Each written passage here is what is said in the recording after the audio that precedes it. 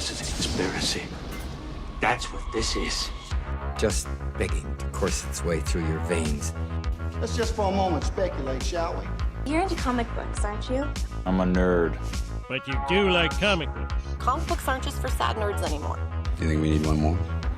Strange things are afoot at the Circle K. Do you think we need one more? Objection, calls for speculation, move to strike. This is a bad idea. This is a bad idea. All right, we'll get one more. Spec, a comic book podcast with Jake and Jesus. Howdy, spectators. Here we are back for Season 3, Episode 2. I'm the host with glasses, Jake. He's the one with the beard, the magic man himself, Jesus. What's going on, Jesus? Magic bearded man. Remember, all the magic is in the beard, man. Without the beard, I'm nothing. Okay? So, the magic bearded man. Yeah, man, everything's going good, man. Super excited for another rousing episode of Spec Tales. We made it 2 weeks in a row. Let's see if we can, continue that that weekly strategy we keep promising people. If this is your first time joining us for Spec Tales, thank you very much for giving us a listen. Spec Tales is a comic book podcast that has collectors and creators. What is your Grail tale? Each week, we explore new stories about the comic book grails we love, the epic journeys behind how they were obtained, and how they inspired new creativity. We also dive into some comic book speculation and how, as collectors, we can help the hobby pay for itself. This week, Jesus, we are introducing something different, something new, although, it kind of feels like it should have, like it was here the whole time, right? Like it's such a natural fit for the show that I think listeners are going to be like, yeah, we already know about this, but we're making it an official thing this week. For sure, man. I think, something new is always, change is difficult. New is difficult, right? And this isn't a change. This is just an addition, which at the same time, like you mentioned, we've kind of like been playing around with this. We've been talking about this to an extent. We're just basically putting a label on it, right? Like that's all we're doing. Just putting a label on it. Yeah, exactly. Putting a ring on, putting a label ring on it. I've got my label maker. We're labeling things now. And I think it's going to be a good fit. I think we're going to have a lot of fun with it. Let's see. So the weird thing about this episode, and I'm just going to be honest with the listeners here, Jesus, we are recording episode 2 for Spec Tales, but we're recording it before we actually record episode 1. So it's kind of a weird feeling because we're knocking off a lot of rust here. And this is, technically speaking, the first time we are addressing the listeners in season 3, but everybody who is listening to this isn't hearing this until after episode 1. So it feels like, Marty, we're going back to the future or something like weird like that. Yeah, we're in the future, but we're technically in the past. Exactly. So there's a lot of stuff we can talk about and we can't talk about. Like at this point, they already know who the first guest was, right? I think they do. But we can't announce it. We promised ourselves we wouldn't announce it early, so we can't announce it. Is this announcing it early or is this announcing it late? I don't know. It's kind of like, what did they say? Like if a bear shits in the woods, does anybody smell it if nobody's there? Or there's a phrase there. There's a phrase there somewhere. There's also, Spec Taleception. I think that's a movie that came out one time. Yeah. Spec Taleception, where, Maybe. we're incepting. I don't know. One of those things is true. One of them is not. Either way, we cannot talk about Jason or the guest from the first episode at all. Don't talk about Jason like that, man, without him knowing that we're talking about Jason. I didn't even know we said his name. Who said who? For all you listeners out there sticking with us, thanks for coming back for this season. I know we probably said it in the first episode. I'm saying probably because we haven't recorded it yet. I'm assuming I will thank everybody for coming back for season 3, but I'm going to say it again. We do genuinely appreciate all the spectators out there tuning in and joining us for the 3rd season of Spec Tales. Jesus, we didn't really get to celebrate our 2-year anniversary from when we started this whole crazy thing. And, I just wanted to say to you, hey, congratulations and thanks for sticking with me through 2 years. Yeah, man, it hasn't been easy, right? I think doing something creative like this and having fun talking about comic books. I don't know, man. It's not easy, but it's very fulfilling, right? And I enjoy it. So, thank you for sticking with it too, and being able to do more. I mean, we see the people messaging us, and we see the people talking, wanting to see more or hear more. I'm sorry about Spec Tales. So yeah, man. 2 years into our third year, we've been working on this like tirelessly for this whole hiatus that we've had, and we're really happy to finally get the ball rolling Yeah, I'm on excited to get episode this 2. thing off the ground and I don't know, into the air flying. So let's keep the ball rolling and move right into our first segment.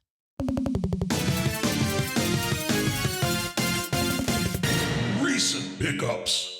That's right, the recent pickups segment, where we are going to talk about a book or collectible we recently picked up or read. Jesus, would you mind doing the honors? Yeah, so I'm gonna talk about 3 books. They're not comic books, although I don't know if you can see right here, Jake. This is my reading stack right here, and half of these books have been read, and there's some really awesome books. But I'm not gonna talk about those because I probably already talked about them in last episode, which hasn't been recorded yet. So in the future, last episode, you know what I'm talking about. Yeah. But I'm talking about books. We're talking about books here. We're talking about practice. So we're talking about practice books is what we're talking about. So the first 2 is a set that I want to talk about. I've shown these to you already. It's a little dusty right now with the dust jacket. But these are some resources to a certain era of books. They're called the Photojournal Guide to Comic Books. Volume 1 is A through J. It's compiled by Ernst and Mary Gerber. And then Volume 2, which is K through Z, also compiled by Ernst and Mary Gerber. And these are a definitive, I guess, or were definitive at some time before the internet, guide to Golden Age books. Now, why am I getting Golden? I never talk about Golden Age. Well, for no reason, Jake. I'm not getting these No for particular these resources reason that no might particular may not. reason. This isn't going to come up in don't some read- later conversation, right? Do not read into these Golden Age books and this Golden Age resources. I mean, it has some Silver Age here too. I'm looking at Fantastic Four, so I'm sure like it goes through. But the reason why these are like one, they're a huge resource because they have almost all of the covers themselves. If you look at it, I think you've seen it before. I think our good friend Ryan at Automatic Comics has shown this to us, and he also tells anybody who's looking at Golden Age books to get into it and to buy this book because it just has every feasible cover on there. There's also some controversy with these books because Mr. Gerber put a rating system on them as far as scarcity goes. Right? There's a scarcity guide in here at the time when this was published, when he did this. And so you got to think back, like when these were initially published, I think they were in the 90s. I remember I have it somewhere. It was in the 90s, I guess. And there was no internet. So how would you find out what books were published besides going to your local library, seeing if they had all the information? And you might be able to see Hit Comics number 7. Well, what does the cover look like? Because they just said it didn't really have the cover on it. So this guy and his wife went around talking to dealers and collectors and taking pictures of all the covers. And at the same time, they realized that some of these books are harder to find than others, including some that they weren't even able to find to take a picture of. So he said some of them are more scarce, and the more scarce they are, the higher the number they got. And at the time, like I think it's like 1 through 9, he didn't give any a 9. I think the highest he gave was an 8, if I'm not mistaken. I think, I don't know, I gotta remember, or a 10, I don't know. But either way, these two books are huge resource for Golden Age, and learning about the Golden Age and checking out all the cool covers. That, I mean, like the way I look at it is, collectors have certain big books on their mind because they've seen them over and over and over and over, right? Because that's what somebody liked at some point. Somebody else agreed with them, and that's it. But there's so many other cool covers on here that like you could find some diamonds in the rough or some needles in the haystack that people don't even know about or haven't seen before. And you're like, man, that's a cool cover. Golden Age books are mainly collected for their covers, why not get that book if it's affordable if I really enjoy it? So very, very cool books. Definitely pick them up if you can. These books are actually getting scarce to find too, in decent conditions. They sell them used as well. But that's my first pickup. And then my second pickup is this book, which is a lot harder to find. It's called Art in Time. Have you heard about this book, Jake? I have not. Tell me about this book. So this is by Dan Nadel or Nadel. He's author of the other book. I'm just okay. Yeah, just going with you. Author of the other book called Art Out of Time. So Art in Time is this weird book about comic books and Golden Age comic books, even before Golden Age comic books. And it's unknown comic book adventures from 1940 to 1980. So what this guy did is he went out and he highlighted some lesser known artists with really cool artwork. And I mean, you're talking about maybe even full comic books. So like one of them will be, let me see, I'm trying to find one of these pages here where, okay, like this one, Sharon Rudolph, right? Born 1947. And he tells you why, who she is, what she did, what she's famous for, why people don't look at her anymore or look at her art anymore, or where it got lost in translation or whatever. I mean, there's some of them that he has on here where it's like, you know, so-and-so born 1932 question mark potentially, because we don't really have too many. This one, like H.G. Peter, born question mark and then died 1958. So he found his way into comic books late in life. So just a lot of like cool artwork from different creators that maybe aren't. I mean, look at it. Have you ever seen this guy's artwork? Like, I can't say I have, but that's extremely impressive artwork. Mano Metal, nice. Yeah. So this book has another you know how I am, man. I'm always trying to zig when people are trying to zag. So I'm trying to find an edge in Golden Age for no particular reason at all. I just want to find an edge in Golden Age. If I ever were to want to use that edge for some reason, I want to find it, right? If I can find it. And this one's helped out tremendously because again, some of these books and some of these artists are so different, so unique, so cool. But the nature of comic book collecting is, unless you're really looking for them, unless somebody that you know has like a huge insight into it, you're not going to really know about these books, right? Unless you do the research yourself, unless you do the legwork yourself, you're not going to know about it. So I got these for resources. I've enjoyed looking at them. I've enjoyed reading, seeing this cool artwork from the 1930s, 1940s, 1950s. So if anybody wants to get these, I definitely recommend them. Art in Time by Dan Nadel, and then the Photojournal Guide to Comic Books, Volume 1 and 2 by Ernst and Mary Gerber. And those are my recent pickups. All right, I have one follow-up question because I remember when our friend Ryan from Automatic Comics told us about the Gerber books. But where did you or how did you learn about Art in Time, the Art in Time? Well, I bought, those are just two that I'm sharing, but I bought a total of like 6 books. And some of those books reference these books. And so it's just like a little, what is it called? A rabbit hole that you start going. It really is, man. I mean, that's the best I can say it. Like, it's a rabbit hole that you start going through for Golden Age books. And it's like, you know, like, what did it say? It'll say a saying of something about this guy's artwork. And it says, as told to Dan Nadel in Art Out of Time. I'm like, okay, well, what is this? So then I go back to look for that. And I'm like, man, this book is hard to find. I don't think it's in print anymore.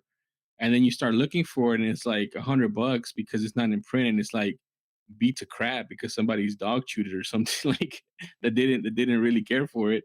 And so you're trying to find these books. I mean, I have another one it's called 10 Cent Plague, which talks about the seduction of the innocent and why that came about and the history behind it. So there's so much that goes along with Golden Age and why certain things happen and why we collect certain things and how we collect certain things and things of that nature. So I'm trying, again, the way I work is I try to understand everything as much as I can to give me as much of edge or information and at least what I feel, right? Like I can say, oh, I have an edge, and it's really like, dude, people have been doing this for 30 years. Like, Hey, whatever makes you feel better, when you're out there yeah, collecting and hunting. And I will admit that is one of the fun things, right? You walk into an LCS, you walk into a shop, and you feel like you're armed with more information than the person across from you or something like that. It's a fun feeling. I don't necessarily always feel it. It's not a very hmm common feeling for me personally, but when it happens, it makes that hunt all the more fun, especially when you find the yeah, book. yeah. Very And cool. there's more. There's more books out there that I haven't gotten yet, that I haven't got a chance to read yet, or dig my hands into, dig my whatever teeth into, which I will be acquiring, because it's just, I'm a history buff. I love history, and there's so much history involved with comic books, and kind of where we got to today. So those are two cool books, man. So I definitely recommend them. I recommend them to you too, Jake. I know you like Golden Age stuff, so I'll recommend those to you as well. Ah, well, I will take that recommendation and put it in my pocket. All right. I am up next for my recent pickup, and this one I have been holding on to for months. Months. I don't even know if I told you about this because it was something I received over our hiatus. And Mm. it was a gift that I received from our friend Chris, Vancouver Comic Junkie. So Oh, for nice. I don't know, it had to have been like 6 or 9 months ago. I'm telling you, it was a really long time ago because I saw 69 months. 6 to 9 months, 6 to 9 months. Anyway, I had seen Chris post a book on his Instagram, and I had mentioned to him, I was like, that book is amazing. Love the cover. Just thought it was incredible. And well, he mentioned, he goes, hey, I got an extra copy of this book. I'll just send it to you. The way Chris is, right? He's just like, give me your address. And I was like, all right, cool. Well, it took him, like I said, 6 to 9 months later. And then he messaged me. It was like, hey, I finally sent that package out to you. And I was like, oh, good, because I just moved. So I was trying to figure out where this box was going to actually go. And luckily for me, I ended up receiving the package. But what was in it, though, is the best part. So he didn't just send that book. I will show that book first, seeing that that's the one that prompted. So this is Eerie number 81. So this is an Eerie comic. It is the front cover is a play on the popular like King Kong, where King Kong is To on King, on top of the yeah, Empire State Building, and there are planes flying around, and he's trying to the knock King down Kong the homage. planes. Yeah. But in King Kong's hands is a beautiful blonde woman, basically. Right? That's the Mm. that's the original image. So this image is a play on that. And instead of it being King Kong on the top of the building, this one is a giant blonde woman. And in her hand is King Kong, or what appears to be King Kong. I don't even know if you can see that. Well, I mean, is he King Kong if he's tiny like that? I mean, he's just a Well, regular. here's my scenario. I like to think that is King Kong. He was just transported to a very large world where where he was standard size and this woman And was every now the giant monster. And I can't tell if the pilots in the planes are also like little King Kongs, but that would be funny too. Any, anyway, that was the book that spawned the AOK is what we'll call it, from Chris. But now I'm going to show you the other books he decided to send along with, because I'm I don't want to say I'm more excited about these, but I might be more excited about these. This is Eerie number 6. Uh, this was, I mean, these we've talked about Creepy a lot. Creepy and Eerie, both Warren Publishing, came out in the 60s with some of the best horror covers ever. Right? I mean, yeah, I am I am convinced that these rival a lot of the pre-code horror covers as well. I don't know who did the cover. Let's see. It's a lot of painted covers, huh? Yeah, this is Moro. Let's see. The next one that he sent, Eerie #5. This one's a pretty famous cover. It's got Tyrannosaurus Rex on it. Yeah, I can't read the name on who did the cover for that either. Which one is it? Eerie #5. Number 5. I'll find out for you. Give me a second. I've got a short stack here, so I want to keep going through. This one, a little bit more beat up, and this is another Moro cover. This is Eerie #4. Eerie #4. Just a terrifyingly awesome cover. I love the colors on it, purple and blue and pink. Really, really great cover. And you might be starting to see a trend here. Here's the next one. Eerie #3. Eerie #3. Another I mean, it's not in terrible shape. That's Frazetta. That is Frazetta. Oh man, I love that cover. That is Frazetta. That looks nice, dude. Yeah, giant fish man.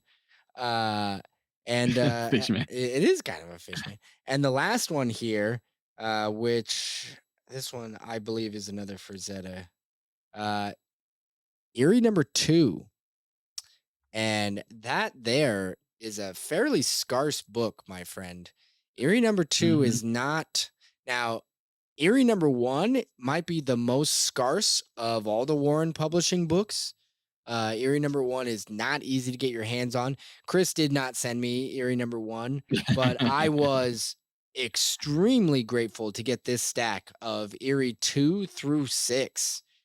Like this is not cheap. Like he sent me really nice copies, and for an AOK, like I was blown away. My mind just melted. I was like, "Holy shit, Chris!" And I sent him a message to thank him, and he acted like, "Oh, I got 100 copies of those things. That was nothing." I was like, "All right, well, great." I'm the reason why they're scarce. Yeah, I have cornered the market on these Eerie's. Dude, #2's Frank Frazetta, awesome cover, classic cover. It's also the first appearance of Cousin Eerie, so it's pretty. It's also a key, so it's pretty dope. That's a really cool cover, man.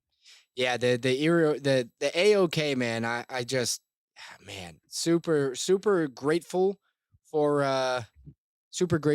it. And just yeah, I was blown away. There was a recent sale actually of Eerie magazine #2. A 9.2 sold for $369. And yeah, so these are not these books anymore. They are not. I guess they're not cheap books. When we started, right, 2 years ago, I remember talking about Creepy and Eerie, and we were talking about how these books could be gotten for $20, right? I mean, seriously. Yeah. And they're not $20 books anymore. They're not. I mean, that's a 9.2, and I'm assuming that the one that Chris gave me it's not anywhere near that grade. But a mid-grade, I mean, that might be a $50, $60 book in the grade that he gave me. And like I said, it's not. There's no. There aren't any more $20 Creepy and Eerie. Not the lower level ones anyway. Not 1 through 5. Oh man, and the thing is like it's the same thing that I was telling you. Like, why not get some of these books by some of these famous artists, right? Like I'm looking at Eerie #25, which with a badass cover, right? And Jim Steranko is the cover art on this, the artist on it.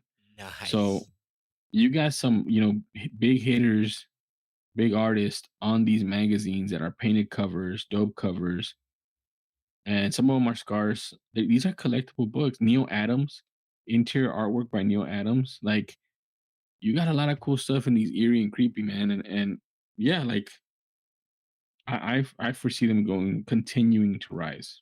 Yeah, completely.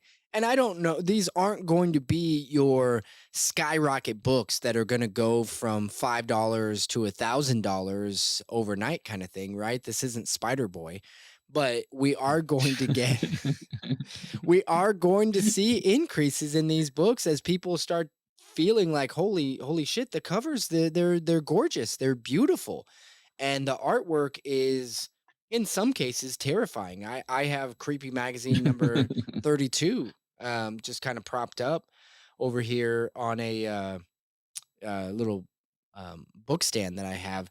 And it's just in my new office. I was like, well, I'm going to put the books up that I like looking at the most. And that one was high up on the list. Yeah, that's it. I got those from Chris. Chris, thank you very much for sending the books. Really appreciate that. It is never necessary to be my friend to send me an A-OK, but if you do send me an A-OK, we will be friends. That's how it works. That's how it works. So I'm still waiting to be friends with Chris. I will forward. I'm just joking. Man. Chris is a really good friend, man. He's awesome. He did us a solid too by hosting. He's an honorary member of the Spec family for hosting and helping us out. So we really appreciate him. Thank you, Chris. Yes, 100%. So, Jesus, that is going to bring us to a conclusion of the recent pickups, which can only mean we now need to move on to Grail Tale. Grail Tale. Grail Tale. Grail Tale. Grail Tale. the Grail Tale segment. And this is the one, listeners out there, please do not be alarmed. Do not get scared. Don't worry. We're not getting rid of the Grail Tale as you know it. In fact, if anything, this version of the Grail Tale might be slightly more dangerous. Would you say it's more dangerous, Jesus? Because it's almost like an infectious sort of thing. Because once we get into the whale tale, you yourself, the listener, might now have a shopping list after we get through this whale tale. Jesus, all the listeners out there, 2 years in, they're like, hey, we know what the Grail Tale is. We know, we look forward to the Grail Tale every week. What are you guys doing? What the hell are you doing getting rid of we're not getting rid of the Grail Tale, Jesus. Tell them what we're doing here. Tell them what the whale tale is. We're talking about a whale tale. That's what we're calling it. And if you guys know Jake, like I know Jake, there will be a whale tale song here pretty soon, a bumper to get us into these whale tales. Because I already see the gears grinding in Jake's head right now. I genuinely have a really good idea for it, but I'm not going to talk about it. I'm sure we'll have something really cool for you guys, as we always do for the whale tale. So what is a whale tale, man? So we've talked about these books, or some of these books, to an extent, and we kind of don't want to retread those. I'm talking about like the books that we said that have been Hall of Fame or have been vaulted, like Tech 27, Action Comics 32, things like that. Like those books are like gone, right? Like for the normal regular collector, it's probably not going to happen for you unless you find something buried under somebody's land somewhere. I don't know. I don't even know how you can come across it, but and hopefully, I mean, one day, you get wealthy enough and you get one. You say, "Hey guys, I got one," and we'll be like, "Hey, great job, man. We appreciate you. Just send it on to Spec Tales, and we'll display it for you at all times." But these are some other books that are also technically big books, or getting up there in the vault, but also maybe not as known, or not as I guess front and center, if you will, as some of these other books that everybody knows about because of the characters. The one we're talking about today is a perfect example of it. That's why we chose it. That's why we're going to talk about it, because there's so much things surrounding it, and why it's cool, and why it's coveted. So, I mean, do you want to just get into it? Was that a fair representation of what a whale tale is, Jake? Yeah. Ultimately, the whale tale is, I mean, this reminds me of when we had Chris from Comic Tropes. We have a lot of Chris friends, to be honest. This is a different Chris, everybody. Yeah, that's true. Chris from Comic Tropes on YouTube, and he came on, and he didn't really have a Grail tale because he hadn't gotten his Grail yet. And he specifically had said that it was his great white whale, which is a nice reference to Moby Dick. But the idea being that the great white whale, or the whale, is that book, that collectible you've yet to snag. And I don't think you can label just anything a whale.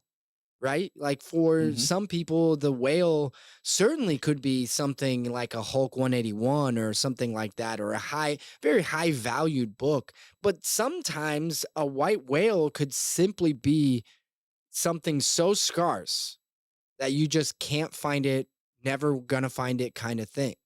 Uh, and Yeah, and you'll know because like it also becomes a story in itself because you're looking for years. And yeah, like the book that Chris talked about was the Jaws comic or Jaws what was manga, it called? Jaws Manga. manga, Yeah, yeah. the Jaws manga. That was very difficult to find. It's out there. People know it's out there. It's been seen a couple times, but and from a value standpoint, right? It's I guess a couple thousand. He said $2,000-3,000, something like that. Which it's not a Tech 27, right? It's not something crazy like that, but it's still something. But it's not. More people would have access to that if it came up for sale. In other words, right? So it doesn't have to be super valuable. It just has to be scarce or something that is very difficult to get your hands on. Um, so yeah, that's a better definition of a whale tail than what I was able to do, Jake. Thank you. You know what? I think your definition and my definition like stack, like multiplication. It's like yours plus mine equals grail whale tail, grail tail. Whale, whale. A whale. We're not starting new words again. Uh, So the whale tail here, Jesus, I think we have adequately described it. Listeners out there, as far as how often we're going to do this, when we have guests on, of course, we want their grail tail, and we are still going to be doing listener submitted grail tails. You know how much we love those, and we are doing a giveaway with some really, really awesome posters. Jesus, since we're recording this later after the fact, technically we haven't officially announced these posters, but by the time this episode drops, we will have announced that we are giving away special JJ Uncle Sam posters that if you reference all of our social media, you're going to be able to see what these look like. They're pretty badass. And they've got JJ as Uncle Sam pointing at you saying, I want your grail tail. And that's what we want. We want your grail tail. We want listener submitted grail tails. If you have not submitted a listener submitted grail tail to us, we will literally give you a free poster. And I don't just mean like this isn't some scrubby thing that we hand drew and put in. No, the artwork is amazing, done by Elliot Comic Art, who does all of our Tater Tot JJ artwork. And it is on high quality premium poster paper. And we're going to give it to you for free if you send us the listener submitted grail tail. So that's the pitch, Jesus. What'd you think? Was the pitch okay? Yeah, no, I mean that's a great pitch. I will add this. I mean, it's an exchange for a listener submitted grail tail. Now, we want legit grail tails, right? But also, let's say you have a friend who has an awesome grail tail, but he doesn't really like posters. Get him to submit it. We send him the poster. You get a poster. We get a grail tail. Everybody's happy. Yeah, Everybody's happy. it's like a referral bonus at work when you refer somebody to actually get a job there. Only in this case, if you refer somebody to send us their grail tail, you'll get a poster out of it too. I listen. Yeah. I'm not opposed to giving away multiple posters just to obtain one good grail tail. We want quality Yeah, though. man, All right. it's so funny, man, because we really do love grail tail guys. Grail tails, we really do love them. So especially listener submitted grail tails, like those are the best for us. Oh yeah. I mean, I love grail tails so much. I think I'm growing a tail. That's a whale tail. Jesus, you're lucky you weren't drinking water at that time. You just spit it out. All right. Exactly. Let's jump right into this whale tail though, because this whale tails are going to come up throughout season 3. I don't know exactly how many they're going to be. Jesus doesn't know how many they're going to be, and they're just going to pop up, kind of like the great white whale. You never know when the great white whale is going to appear, but when she does, she's a beaut. Yes, indeed. So let's get into it. Let's talk about the book the comic book that we're going to be talking about right now for the whale tail. A lot of stuff around this book. Some of you guys may know it very well, understand why or what, and some may not. Some might be brand new to this and not know or ever seen this. because again, how scarce it is. So I'm talking to none other from April of 1944, Suspense Comics #3, with the cover art by Alex Schomburg, and it's considered to be the most valuable non-superhero comic book. And if you guys haven't seen this cover, which this is again why you collect Golden Age books, is because of the cover, because there's no key in it, there's no first appearance and that stuff. It's just a Alex Schomburg cover. It's Suspense Comics #3, a 10-cent cover. It has the bondage woman art on there, where she's the lady is bound by her arms behind her back, looking like you're seeing her back. She's looking away from you towards this red hooded figure, very very muscular hooded figure with a sword about to come down onto her, I guess, and executing her, surrounded by hooded Nazis with Nazi symbols on their arms and on their chests, with the cliff overlooking the scene, and a what looks like a hero up top with a spear trying to, I guess, save the day. I mean, there's a moon in the background. There's what looks like birds or bats. It looks like it's a tropical scene with the fire in the middle and a palm tree on the right hand side of it. Red, vibrant colors, red, yellows, blues, guns shooting. There's so much action. I mean, it's a classic Schomburg cover, and it's just, I mean, it's super expensive, man. I mean, right now, the lowest you can get this book is probably about between $26,000 for a .5, and the high is over $200,000. Good Lord. This book came up on the photo journal guide that I just talked about. Yep. And just for reference, I know people are gonna say, "Oh, he doesn't know what he's talking about. It's not even a 9." The highest grade you can get in this book is 11, which was a non-existent, known to have been printed, but haven't ever seen it. 10 is unique or close to it, less than 5 known. 9 is very rare, which is from 6 to 10 still exist. At the time of the printing of that book, the photo journal guide, this was given a 9 for very rare. Before between 6 and 10 still existed in his estimation. Wow. And now, yes, now looking at the census, on the census there are 40 copies, 40 CGC copies. Now again, this is just CGC books. These are books that have just been graded by CGC. It doesn't show any CBCS graded or any raw copies that are out there. This is just CGC census. 40 copies, 22 are universal. That means only 22 are blue label. The highest blue label grade is an 8.0. There's 4 qualified, so that's the green label, right? Green, Yep. right? Yep. And 14 restored, which again, I think there's a lot of restored 14. I mean, if you're looking at the percentage, because back then, before CGC started all this stuff and was giving labels, it wasn't as bad to have a restored book. I think it was actually something common that comic book collectors did to their comic books, was restore them.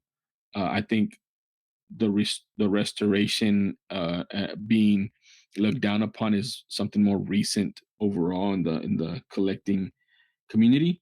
So 14 restored.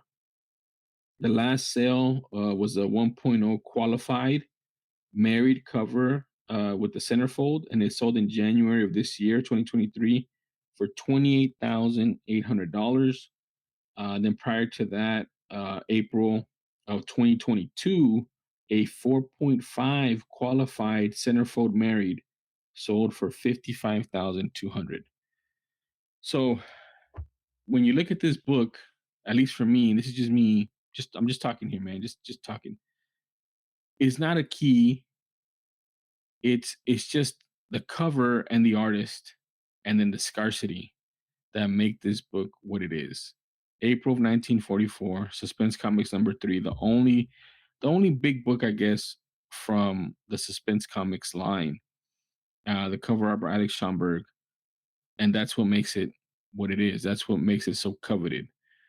So I don't know if you guys have seen that book, the cover. I think we may post something on this. You guys can take a look at it as the first Well Tale. I started seeing this book come up on Instagram probably about a month or two ago.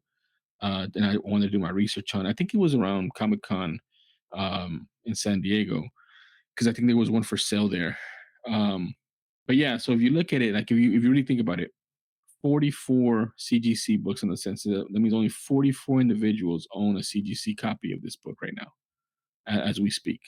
Is that not kind of insane though?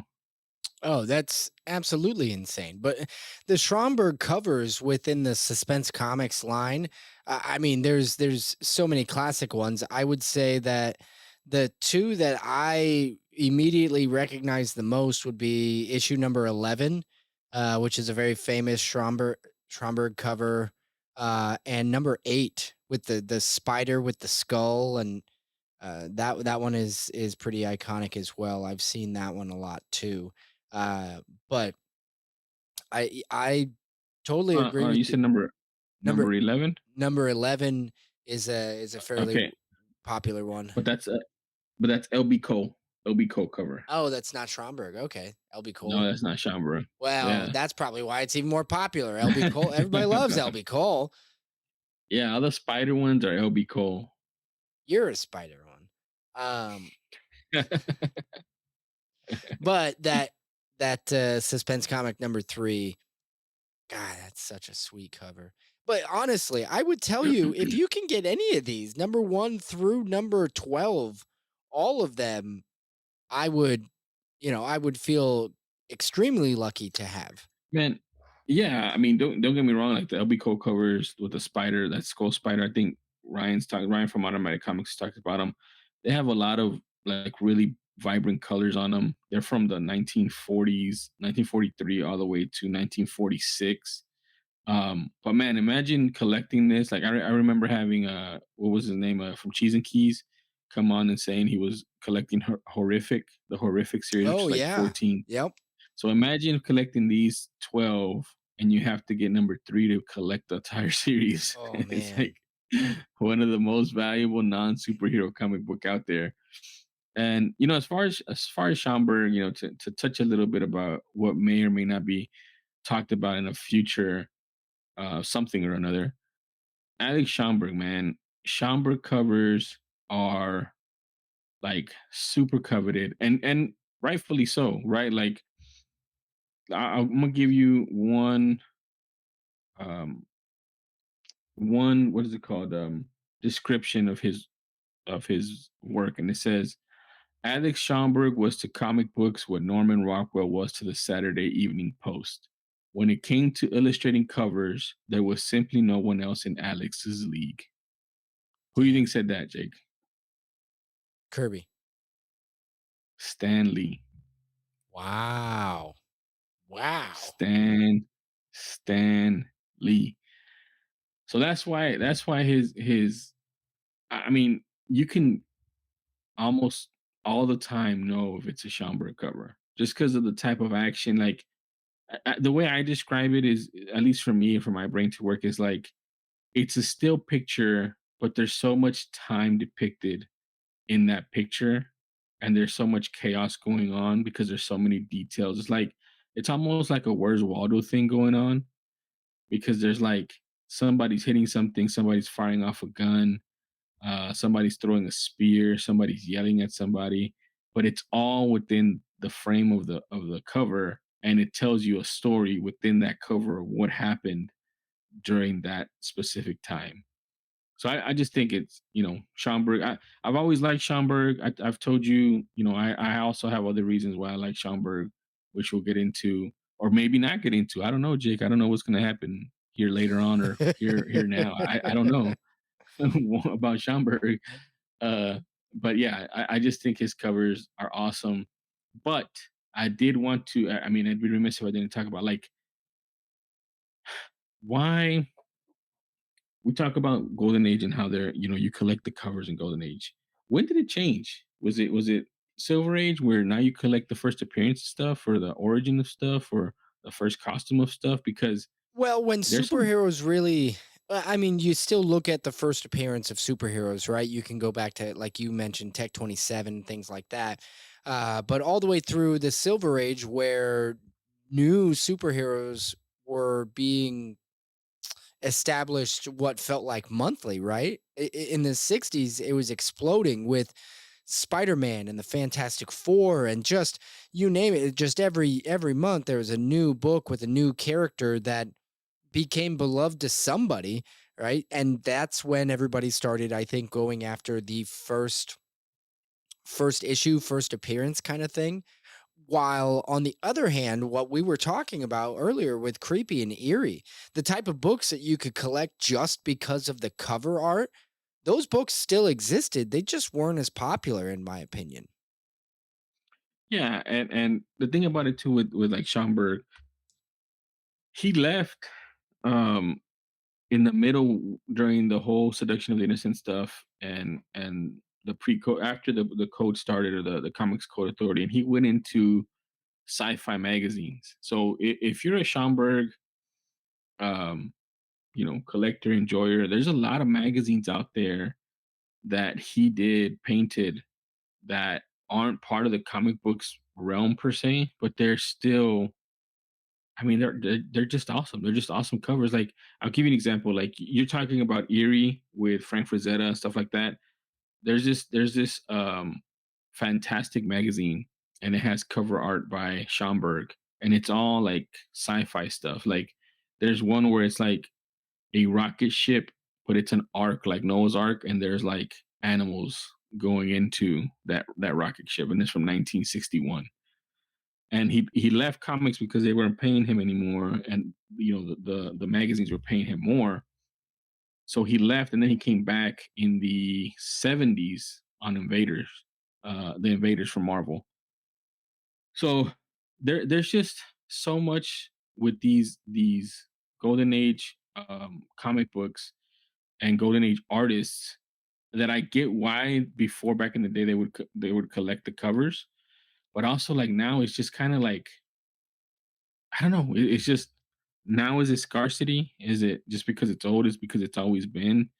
Is it because that's what the status quo is? That's why you collect those books. I don't know, but I still like them. But am I going to be able to pay $28,000 for one? Probably not. No, but if you find one at a garage sale for like 25 cents, don't you think you should know what the cover looks like, right? Right? That's That's how true. when That's that true. whale sneaks up on you, you got to be prepared with the knowledge. That's what the whale That's tail right. is. I mean, we're not suggesting that everybody put this book on their got to have it list before you die, because like most people I mean, there aren't enough of these books for us all to have it, everybody. That's the way it goes. That's why they're scarce. But in this particular case, man, I mean, filing away that imagery in the back of your mind, uh, not a bad idea. Not a bad Yeah. idea. Just in case you you run into a book at a flea market, or swap meet, or your grandma's cupboards or something, wherever you might find books. Yeah, and I've seen that, man. I've seen that cover, not the book itself, but I've seen like artwork with that cover, or tin, or like posters and stuff. I'm like, man, why is that cover like, what's about that cover? What is it about that cover? And so when I finally dug deep into it and kind of understood what was going on with it, I understood why. There's a couple other books, and we'll get into them in the Well Tales, because there's some cool books out there that I think we all need to know about. And also, I mean, if you guys think of any Well Tales, send them our way, man. We'd be happy to talk We about will them. also take a whale tail. We may even consider sending you a poster for the whale tail, but maybe not guaranteed. I don't know. It depends on the whale tail. You're getting ahead of yourself. You're getting ahead of yourself right there. All right, Jesus, thank you very much for sharing that. That was extremely informative, and I hope everybody puts that book on their list. That's Suspense number 3, Suspense Comics number 3. If you just Google Suspense number 3, you might get a different book. So keep in mind, it is Suspense Comics number 3. All right, that does lead us over to our final segment. Speculation. The speculation segment. Now, this is the one where we're going to talk about a book or a collectible that we think you should keep your eye on, and maybe want to pick up sometime in the near future, if you're the type of person that likes to help the hobby pay for itself, as Jesus and I both like to do on occasion, we will get something and we will become dirty flippers every once in a while, just you know what though? It's not to line our pockets; it's to line our walls and boxes with more comic books. It's the hobby paying for itself, Jesus, and there is nothing dirty about it as far as I'm concerned. Unless your name is Newbie. Yeah, well, exactly. Unless your name is Newbie, everybody loves you, Newbie. Don't worry about it. It's a vicious, glorious cycle that ends up in more comic books Exactly. for everybody, For everybody, including me. Jesus, let's go ahead. I'm gonna let you kick this off. What do you got today? Man, I got a very cool thing that by the time you guys listen to this, I will already have snatched up because I got to thinking when we were doing this well till I am a Alex Schomburg aficionado for many reasons. Some I've talked about today, some I'll talk on maybe something else. I don't even know. So I just like to talk about why I like Alex Schomburg, right? So I said, man, what is his first illustrations or his first artwork in either comics or magazines, right? And guess what? I found it. And it's actually pretty affordable.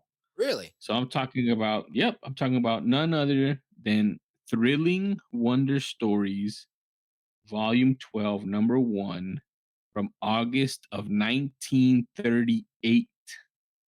Whoa. 1938. And this Right book is now- affordable?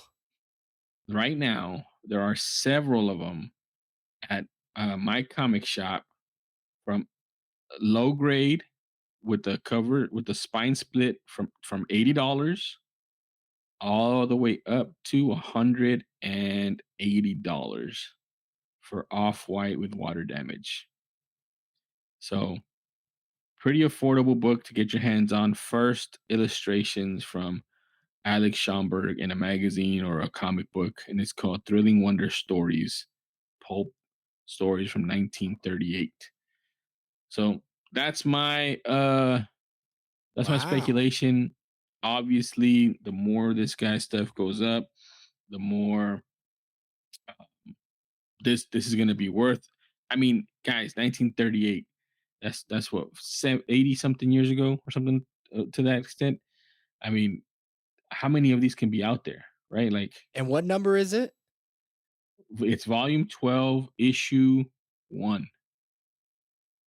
Volume 12, issue 1. August 1938. Gotcha. You are correct indeed. It is available and not too expensive as far as the first ever featured art by one of the most popular comic artists of all time, right? Yeah, no, for sure. I mean, I'm looking at one right now that I'm probably gonna buy. Don't buy it, Jake. Well, I already bought all three. I'm cornering the market. Jake, don't do it, Jake. $29.99. I'm gonna buy it right now from eBay. So lots of them available and out there, everybody. Not lots. There are some available and out there, everybody. Yeah, for sure. I mean, I'm sure you can find these. Not a lot of people are gonna know. The one that I'm buying it from doesn't know where it is. This one too, $60 for the same book from August of 1938. I mean, it's the first illustrations, right? Like of Alex Schomburg. I forgot how old he was. How old was he in 1938? Let me see. He was born in 05. So what is that? 33. He was 33. Wow. That's wild. Yeah. Well, it's cool, and I think it is a very fitting and appropriate speculation. So thank you for sharing. Yep. I think that was a great one.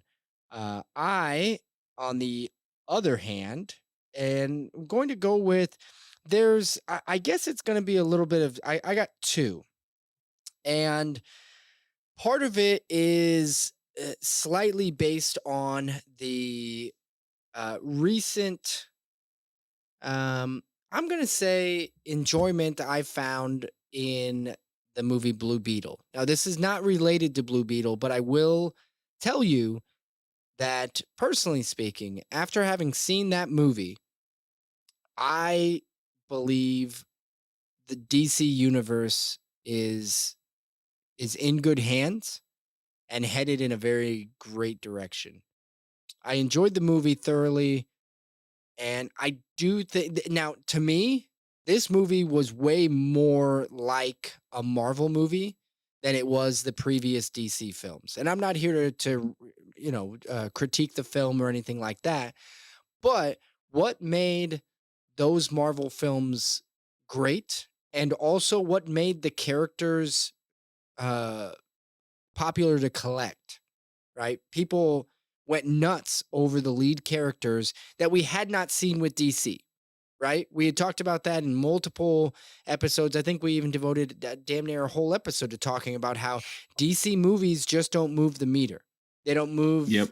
the meter when it comes to comics. They're separate. And that's great, but Marvel had done it. Now, I don't know if it's exactly going to happen or not, but I do think that there is room to grow in a lot of DC films, or excuse me, books. And obviously, with James Gunn, it feels like there's a little bit of a turn happening when it comes to DC. And it feels positive. So I do recommend Blue Beetle if you have not seen it.